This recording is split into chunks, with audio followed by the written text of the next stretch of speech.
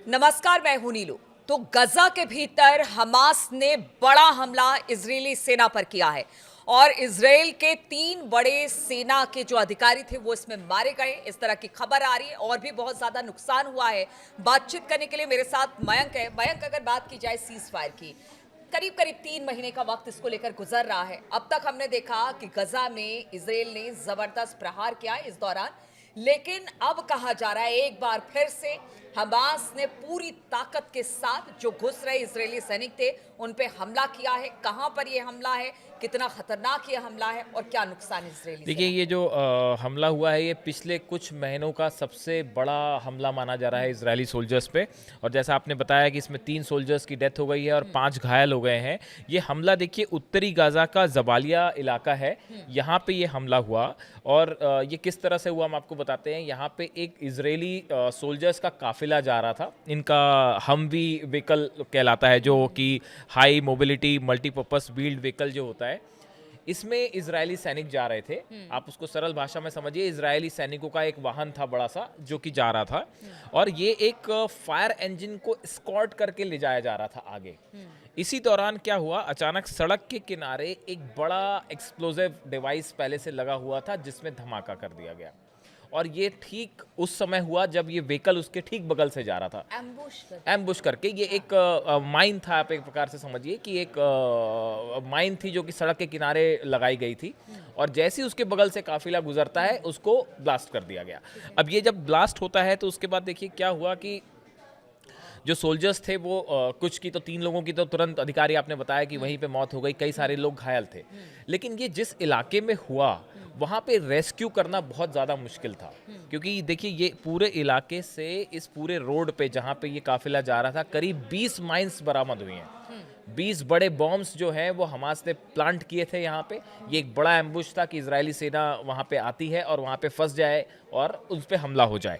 तो इसमें जो है करीब 20 एक्सप्लोजिव डिवाइसेस इस जहाँ पे हमला हुआ है जबालिया इलाके में, इसके आसपास से बरामद किए गए। और देखिए ये जो सोल्जर्स यहाँ पे थे इनको यहाँ से बाहर निकालने में भी काफ़ी वक्त लगा है, क्योंकि यहाँ से जो सपोर्ट सिस्टम आना था उसके लिए भी बड़ा खतरा था कि अगर रास्ते में और एक्सप्लोजिव डिवाइसेस लगे हो या कुछ एम्बुश हो, तो इसके चलते काफ़ी वक्त लगा इनको वहाँ से बाहर निकालने में। तो ये एक बड़ा टफ ऑपरेशन रहा। दूसरी चीज़, एक बड़ी चीज़ जो निकल के सामने आई है वो ये कि देखिए ये जो पूरा इलाका है नॉर्थ गाज़ा का, यहाँ पे हमास और जो इनका अल कसाम ब्रिगेड है ये काफ़ी एक्टिव है। इसकी एक बड़ी वजह यह है इनके पास जो हथियार सप्लाई हो रहे हैं। बताया जा रहा है कि जो हथियारों का, जो एक्सप्लोजिव डिवाइसेस का इस्तेमाल इजराइल की सेना कर रही है, ये उसी को निकाल के उसी का इस्तेमाल इजरायली सेना के खिलाफ कर रहे हैं। इस तरह की जानकारी सामने आई है। देखिए इजराइल जो है वो लगातार टनल्स की तलाश में है या वो उन जगहों की तलाश में है जहाँ पे बंधक हैं, जो मेन ऑपरेशन की एक एम है इजराइल का। तो इस चक्कर में कई जगह पे जो है वो जो माइंस का इस्तेमाल कर रहे हैं इजरायली सोल्जर्स, इसको रिकवर कर लेते हैं हमास के जो लड़ाके हैं वो, और इसी का इस्तेमाल उस रूट पे कर लेते हैं। अब हालांकि ये जांच इजराइल की जो सेना है उनकी तरफ से बयान आया है कि हम इस बात की जांच कर रहे हैं कि आखिर ये इस रास्ते की जानकारी कैसे हमास को मिल गई कि यहाँ से जो है वो काफिला निकलने वाला है। इसकी जानकारी पहले से कैसे मिली, बॉम्ब्स कब और कितने समय पहले प्लांट किए गए थे, क्या उसे रिमोट से ब्लास्ट किया गया या वो किसी और तकनीक से ब्लास्ट हुए हैं, इसको लेके फिलहाल जांच चल रही है। लेकिन पिछले कुछ महीने का ये सबसे बड़ा हमला माना जा रहा है। आप देखिए, हमास जिस तरह से लड़ाई करता है, गुरिल्ला वॉर कह सकते हैं इसे। और इजराइल के लिए कहा जाता है कि अब वो धीरे धीरे अंदर दाखिल होने की गजा में कोशिश कर रही है ताकि वहाँ से फिलिस्तीनियों को निकाला जाए, ऐसी मंशा है जिस तरह से खबरें आ रही हैं। अब ऐसे में ये जो गुरिल्ला वॉर है और हमास एक बार फिर से अगर 3 महीने के बाद अपनी पूरी ताकत के साथ एक बड़ा प्रहार करता है, तो हम यहाँ से कह सकते हैं कि हमास अभी भी खत्म नहीं हुआ है। आप हवाई हमले करके तो इमारत तोड़ सकते हैं, जमींदोज कर सकते हैं, लेकिन जो अंदर टनल है और जहां पर ये हमास के लोग हैं, ये बहुत बड़ी लैंड पर अगर आप लड़ाई करने उतरे हैं तो ये आपके लिए बहुत बड़ी चुनौती बनी है। इजरायली फोर्सेस के लिए बड़ी चुनौती है कि ये टनल्स को खासकर देखिए, जो ऐसा बताया जाता है कि जो टनल्स के गेट होते हैं उसके आसपास माइंस लगा दी जाती हैं। इसमें भी कई बार हमने देखा कि पहले इजरायली सोल्जर्स जो हैं वो इसका शिकार हुए हैं।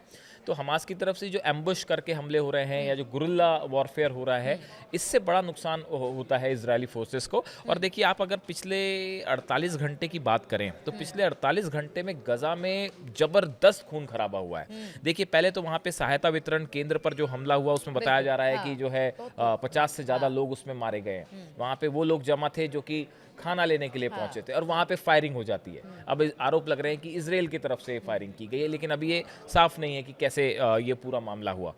दूसरी तरफ से देखिए, अभी पिछली स्ट्राइक जो इजराइल की तरफ से हुई है, अभी सोमवार को स्ट्राइक हुई है जिसमें 14 लोग मारे गए, जिसमें काफ़ी सारे बच्चे भी हैं। तो गजा से जो तस्वीरें आ रही हैं वो बेहद ही भयावह तस्वीरें हैं और इसकी बार बार यूरोप की तरफ से भी कई कंट्रीज़ ने ये अपील की है कि फ़ौरन गजा में हमले बंद होने चाहिए। अब वहाँ ना पानी है, ना खाने की सुविधा है और ऐसे में जो है वो ये लड़ाई और अब एकदम अब निर्णायक मोड़ की तरफ पहुँच रही है। गजा में अब क्या होगा, ये जल्दी ही कुछ इसको लेके कुछ चीज़ें निकल के सामने आ सकती है।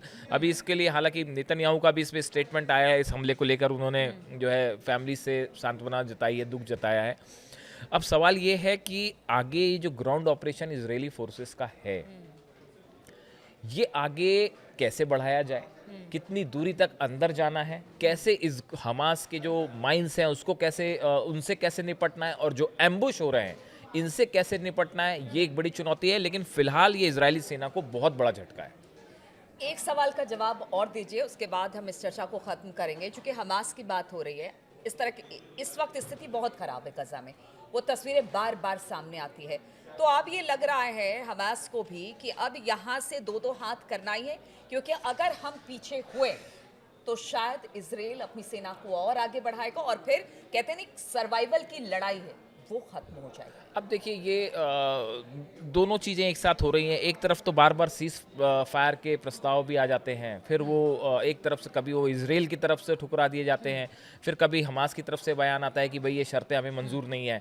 तो इनके बीच में जो अभी स्थिति है वो गजा में ग्राउंड में बेहद ख़राब स्थिति है और हमास की तरफ से जो है वो तो समय समय पे जवाब देने की कोशिशें लगातार जारी है ही।